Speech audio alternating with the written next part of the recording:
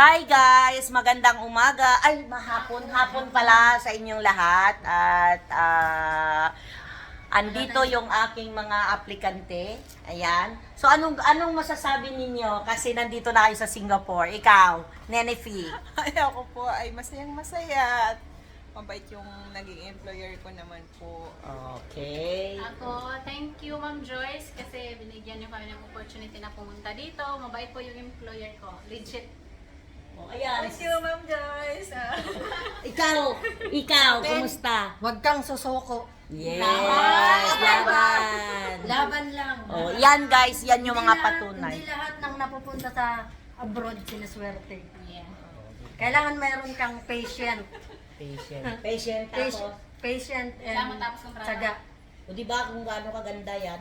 O, di ba? Yan. Pero guys, hindi nga, sa totoo lang, sila, lalo ito guys, talagang grabe yung pagtitiis Grabe yung, niyan. O, yung di ba? dinanas niya. Yung dinanas niyan, pero ngayon tingnan mo, nakasmile na siya kahit may dinadanas pa rin. Basta guys, yun lang ang ko sa inyo na laban lang talaga, laban lang. O, di ba? Ang saya lang dito, di ba? Lahat, Oh. first time mo Eto talaga. naman, parang pinabayaan sa sa kusina. Oh, di ba? Oh, parang pinabayaan sa kusina ng amo niya. Oh, guys. Oh, basta legit kaming agency. So, guys, ayun yung mga patunay. Yan, mga aplikante ko, di ba? Oh, mga off day na nila. Pagka off day, dito lang sila sa akin. Basta, guys, huwag kayong mag-alala.